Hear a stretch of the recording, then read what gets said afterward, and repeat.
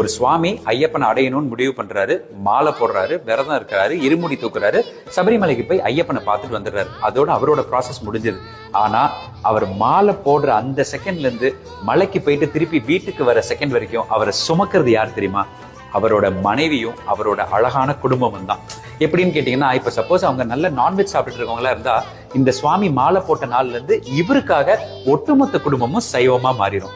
அது வரைக்கும் அப்பான்னு கூப்பிட்டு இருந்தவங்க, என்னங்கன்னு கூப்பிட்டு இருந்தவங்க எல்லாருமே அதுல இருந்து சுவாமின்னு கூப்பிடணும். அதெல்லாம் விட இந்த இருமுடி கட்டும் போது அந்த சுவாமி மலைக்கு போறாருன்னோடனே அவரோட மனைவி அவங்கள பாத்தீங்கன்னா அத்தனை பரபரப்பா வேலைகள் செஞ்சுக்கிட்டு, வீட்டுல ஒரு ஐயப்பன் பூஜை வைக்கும் போது பாத்தீங்கன்னா அவ்வளவு பரபரப்பா வேலை செஞ்சுக்கிட்டு, பா நீங்க எல்லாம் இல்லைன்னா எங்களால இயங்கவே முடியாது. எனக்கு என்னமோ தெரியல, இந்த சுவாமிகளை மலைக்கு அனுப்புற எல்லா பெண்களுக்கும் ஒரு நன்றி சொல்லணும். அந்த குடும்பத்துல இருக்கிற குழந்தைங்க, பெரியவங்க எல்லாரும் எவ்வளவு சாக்ரிஃபைசஸ் பண்றாங்க. இவர் ஒரு